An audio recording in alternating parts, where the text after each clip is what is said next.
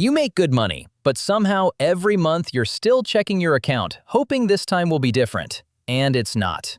Ever wonder why earning more never seems to actually change anything? Today, I'll explain lifestyle inflation and income leakage like you're 5 years old. By the end, you'll know exactly why a higher salary hasn't made you wealthier and what's actually happening to your money. Okay, so picture this. You land the job, the real one, the one you told yourself would change everything.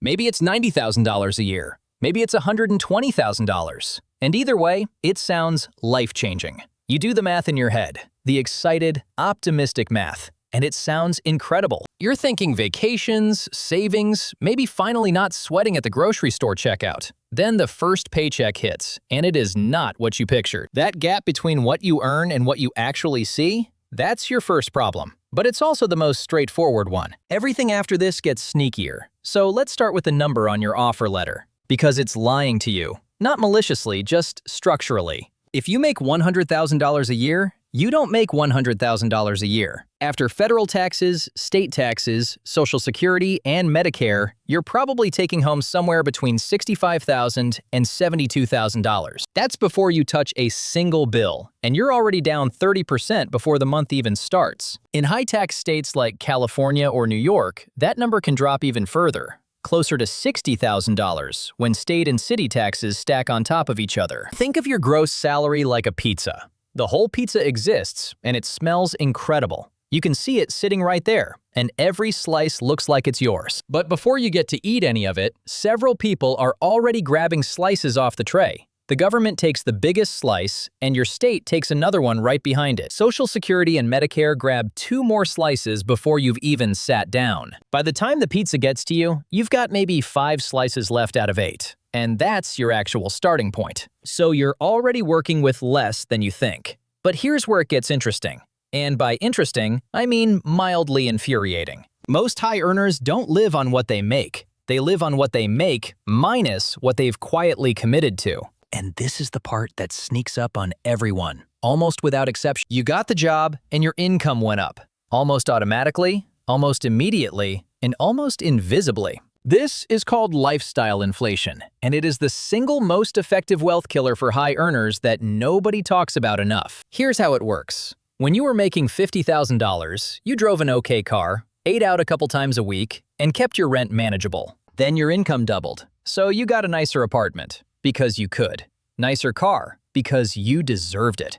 More dinners out, better vacations, a gym membership at the place with the towel service and the smoothie bar. None of those decisions felt reckless. Each one felt earned.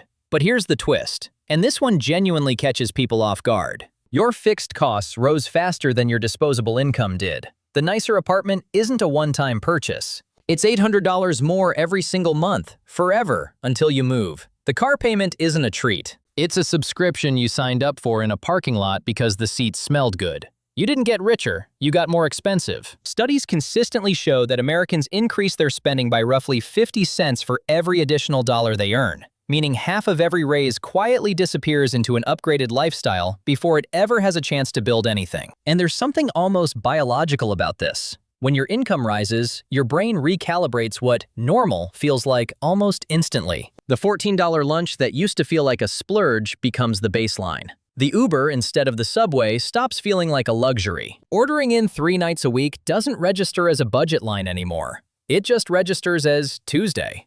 Individually, none of it looks like the problem. Collectively, it absolutely is. Okay, but wait. Before we get to the fix, there's one more layer here. And this one surprises people every time. High earners are the most aggressively marketed to group in the entire economy. Companies know you have money. They know you're busy. And they know that when you're tired and pressed for time, you will pay a premium not to deal with something. So they build entire product categories just for you.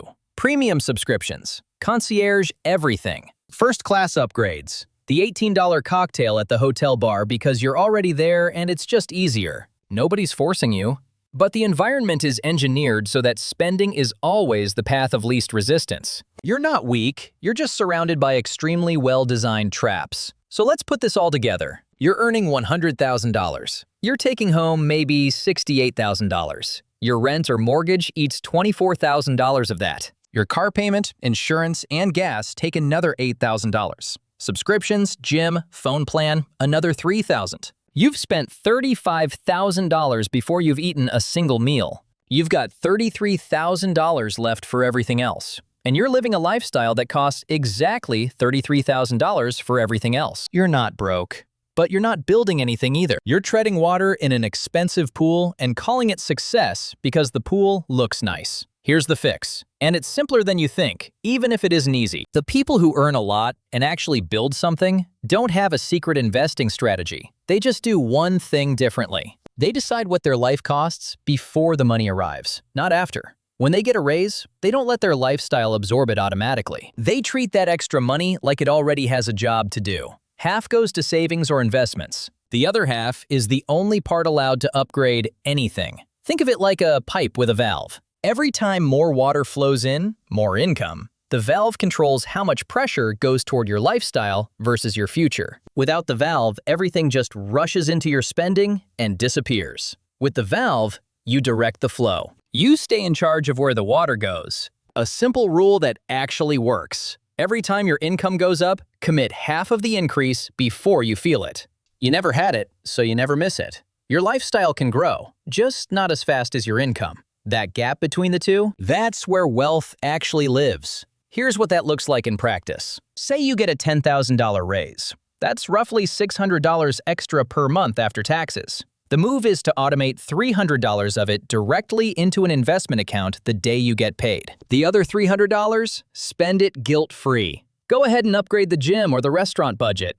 You've earned it. But the future version of you also just got a raise. And that matters more than the smoothie bar. If that $300 a month earns an average 8% annual return over 20 years, you're looking at roughly $175,000 from one raise. That's the actual cost of letting lifestyle inflation claim the whole thing. One more thing nobody mentions. Taxes are the biggest slice of the pizza, but that slice isn't entirely fixed. High earners have real tools to reduce it. A 401k contribution lowers your taxable income directly. An HSA does the same. If you're self-employed or have any side income, there are deductions most people never claim. This isn't loopholes or tricks. It's the system working exactly as designed. For people who know how to use it, maxing out a 401k alone can reduce your taxable income by over $23,000 a year, a number most people walk right past without realizing what it's worth. That alone is a full video. But the short version is,